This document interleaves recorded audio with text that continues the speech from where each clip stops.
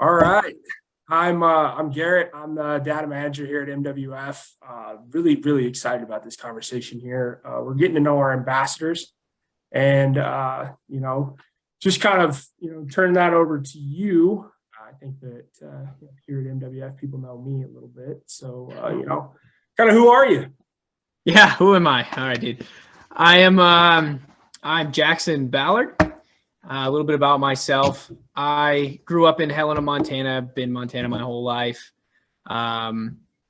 Graduated high school at Capitol High in Helena. Then I went to college, University of Montana Western in Dillon. Got my degree in elementary education. Currently, I am a fifth grade teacher in Big Sky, Montana, with an incredible passion for anything outdoors.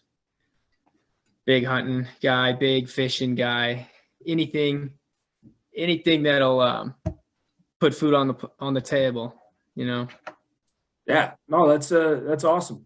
So I realize that you're. It looks like you have a little bit of a darkness issue there. You got to turn the Yeah, lights. lights in my classroom, they're on like a timer, so they flip off all the time. And I got to go right to them to turn it off. So is the lighting okay? Yeah, it's not bad. All right. Okay, so you said you grew up in Helena. You like to do. I just kind of touched on a few things there: hunting, fishing, that kind of stuff. What was your introduction to hunting, fishing, the outdoors? Like, what does that look like to you whenever you were just introduced to it? Yeah, it all started with my family. My dad is an avid fisherman and a little bit of a hunter. And my grandpa is a big hunter, and he moved to Helena when I was a kid. So, and he moved to the lake. So we would always do some sort of fishing or some sort of hunting. He taught me how to field dress a deer and what to look for, and how to play the wind when you're elk hunting. And taught me how to duck hunt, which was probably my first real love of hunting was getting out there after some ducks. And it was pretty humble. We just took the little pontoon boat across the lake, set up a dozen decoys. And there were good days and there were bad days, but the memories are something that'll stay forever. Yeah. And you said that you grew up on the lake there in Helena. Yeah. Which lake is your favorite? I would say Hauser Lake. Hauser Lake's my favorite. It's the one I grew up on and fished in there all the time, duck hunting there. It's a cool lake. I like it better because it has lots of little corners in it, secret spots that if you've been on the lake a lot, you can get out of the wind. So yeah, that's definitely good. Yeah, actually named my family dog's named after Hauser Lake. Yeah, Yellow. So that's awesome. Yeah, and just touched on my dog. Do you use him for any kind of outdoor stuff, or is it just kind of a around the house dog? Or yeah, he's a great house dog. He's also a pretty good upland dog for a lab. He's not a short hair or a setter, but he's not bad. I like him. He's a good dog. Yeah, they're the labs are some of the best dogs out there. He'll beat the brush, I'll tell you what. What kind of made you, I realized that, you said you've hunted, you fished, you've been outdoors, you're a teacher, you got a busy schedule. What was really the thing that made you want to become an ambassador of MWF? Like, what was that kind of like for you, and why? Sure. Well, hunting and fishing has been such an important piece of my life for basically as long as I can remember. I couldn't live without hunting and fishing, specifically hunting. And so I do that all the time, and it provides with the best memories, the best camaraderie, and the best table fare that you can ask for. And I really love that. And so I've taken stuff like animals and things off the land, and I thought it was my turn to give back and make sure that this stuff is still around for anyone who wants to enjoy it in the future. Hopefully my kids and their grandkids, hopefully this is still around. That's why conservation and preservation is so important. We need to keep wild places wild. Yeah, man, you're speaking to my heart here. That's what I'm after.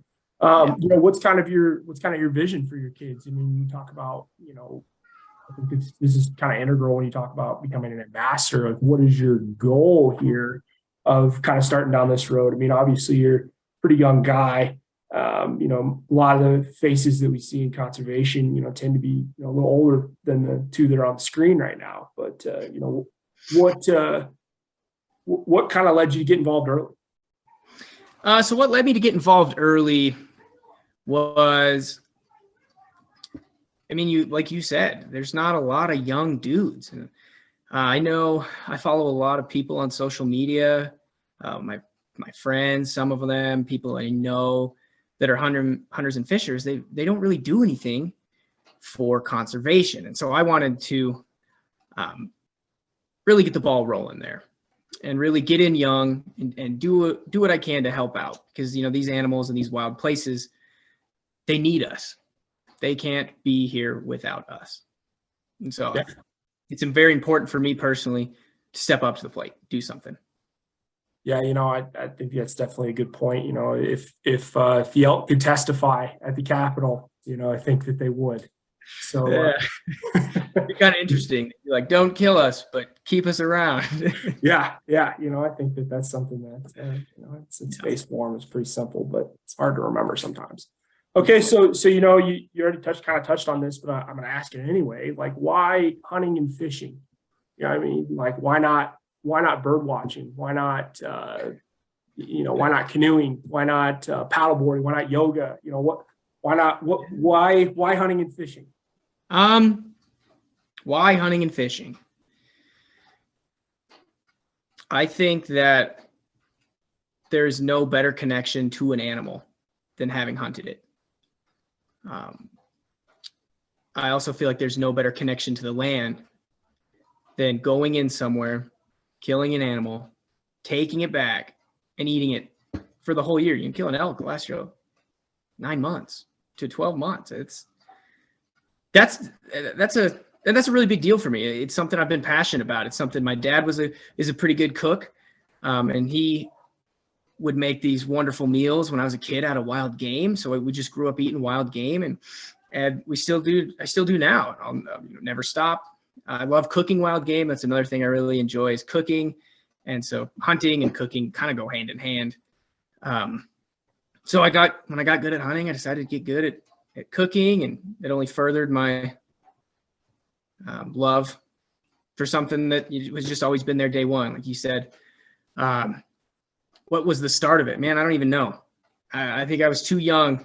I remember when I was a little kid and my dad would get back late at night from hunting, and I would stay up. My mom would be so mad because I was staying up way past my bedtime, just wondering, like, did Dad get a deer? Did he get a deer? Is this going to be the night that he comes into my room at 11 o'clock and pulls me out, says, look at this little forky horn buck I shot with my bow. Now I was over the moon, and I would talk to my grandpa, and he would tell me all these stories about hunting elk and hunting ducks back in the glory days and shooting ducks. I don't know. So I was very, very little. I was captivated. Yeah, and I think that's a great answer. And it continues to grow. Like, I continue to find new things that I'm into. Like, I just recently got into upland birds a little bit more, and that's something now that I don't think I could ever go a fall without. And so there's just so many different things to get involved in the outdoors that it's just a perfect world. Yeah, that's awesome stuff. Okay, so you explained why hunting and fishing. I have that under great authority from you. Why conservation? I mean, now it's just like you spend all your time hunting, fishing, eating, whatever that is. Like, why conservation? We have a system in place already. Well, conservation is one of those things where it goes hand in hand with a love for the outdoors. I go out in the elk woods, and I've seen personally the effects of overhunting or overgrazing of cattle. And honestly, it makes me mad.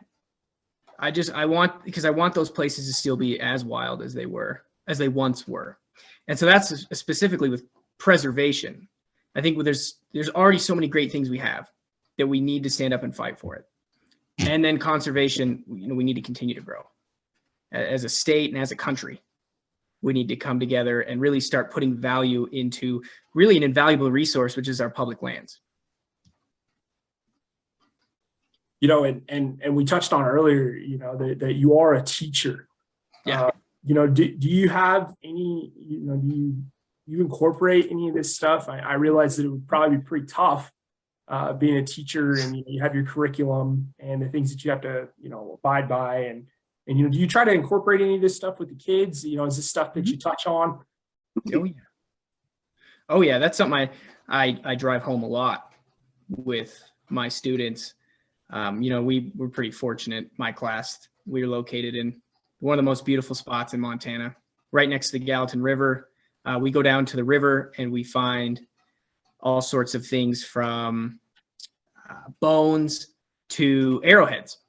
And so that's literally a short walk from the school. We have elk that come into the playground, and there'll be elk tracks on the playground in the morning. And in the spring, I saw a grizzly bear from the school, like outside the window of the school. So it already kind of goes hand in hand, these public wild places. And the thing that I do with my kids is a lot of these kids are big into hiking or skiing or cross-country skiing or doing that kind of stuff. And that's conservation helps that too. It's just for our public lands. It's for whatever you want to do on our public lands, whether that's mountain biking or kayaking down the river or skiing, cross-country skiing. It's all about public lands. And so I teach the kids, I teach 5th grade. And so I teach my students about the importance of keeping those public lands, and that they're not just always going to be there necessarily. Like we have to value them enough to not lose them. And so I teach that, and we have units that are over ecosystems, and we are we're in the GYE. And so that is such an incredible opportunity for us and for me to really teach about how unique and amazing this ecosystem is. And then we can compare this ecosystem to other ecosystems. And so like what, compare and contrast. Why does this work in this ecosystem, but this doesn't work in this ecosystem? And how can we come together as a planet or a country and save what we have? Yeah. And I think that that's important. You talk about, where your school is, and I don't even know that it has to be that big. And I'm sure that you talk about this, but it can just be like a community going down and picking up trash out of the river. Mm-hmm. That goes so far. Yeah. But okay. So like, you talked about, your introduction, you grew up in it. It was passed down, I don't know how you say that, but it was passed down through the fathers and your family, right? Pretty traditional to have that happen. What advice would you give to somebody who wants to get into hunting and fishing, outdoors, in general? You hear a lot about these hurdles that it takes to get into this kind of passion, but like, what advice would you give to that person? Some advice I'd give to someone who is starting out in hunting is, I think you just got to go. And because you can watch a lot of it. I know, I actually know people who I work with here that are pretty interested in hunting and fishing. They've never gone before. They've never caught a fish, but they watched something on YouTube or Netflix.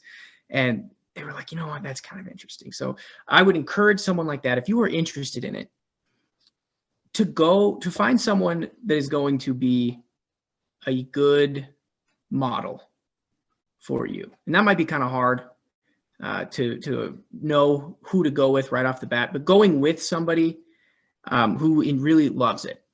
If you can find someone who really loves it, go with them. And then you'll see if you really like it. You'll do it the right way, hopefully. And that'll either spark your interest or it won't. And then you'll know, hey, maybe this is something I want to spend a lot of time on, and money and patience and time away from friends and family. Maybe that is, or maybe it's not. And that's totally cool. But anyone I think who is interested in hunting or fishing already has that basic love for outside, a basic love for outdoors. And it's just the whole getting into a whole new thing that can be kind of hard. sometimes for people. And so even if they don't take to hunting and fishing, they're going to probably admire and respect the beautiful places that they've been to. And then they'll already be on the side of conservation. Yeah, I think that's it's wonderful advice. You know, like how would you try to find somebody? You know, did you ever have a time where you, you know, were looking for somebody and it was difficult, or, you know, how would these people try to navigate that? Yeah, so that's a good question. Some more ways you can navigate that would be what I did personally is growing up, like I talked about, my dad was a deer hunter and my grandpa was a duck hunter, and he was too old really to elk hunt anymore. So I didn't really get to go elk hunting. My dad didn't really like to go elk hunting. And so that was something I had to teach myself. And when I did that, I watched YouTube videos to understand what kind of exactly I was going to get into. I really just fully immerse myself into the culture of it. Like I said, watch YouTube videos. I read as many different articles, anything I could read or watch online. I mean, I was all ears.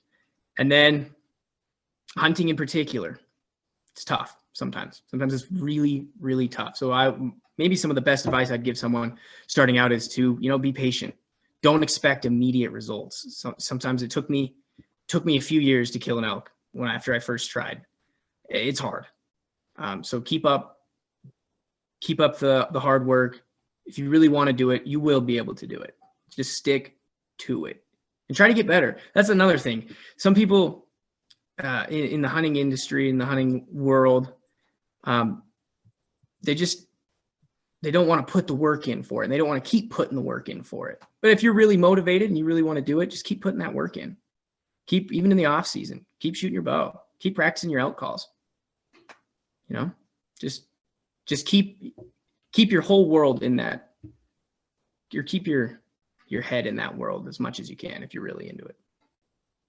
I always find it amazing how many people that if you just pull up to a trailhead and then you just strike up a conversation, I mean, or, you know, it just happens whenever you least expect it. Is it a coworker at a new job? Is it, you know, a conversation in Walmart and you just meet that person? It's like, hey, do you want to go, you know, learn how to X, Y, or Z? You know, you can't force that stuff. So I think the be patient's great advice. And then kind of like our last question here is like, you know, are you a lead-free hunter? Is that something that, you know, you participate in?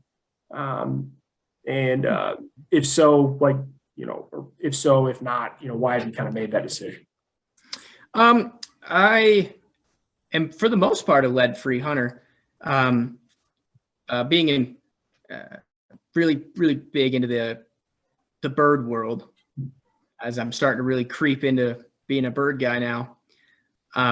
Yeah, I got one that's just right back there. You can't see it. But, and so getting into that, I use non-toxic shot for turkeys and steel or non-toxic shot for ducks, and oftentimes steel or non-toxic shot for upland birds if I'm in an area where I think that lead could end up being ingested by an animal or end up poisoning something. So if I'm hunting upland by a lake, always using steel.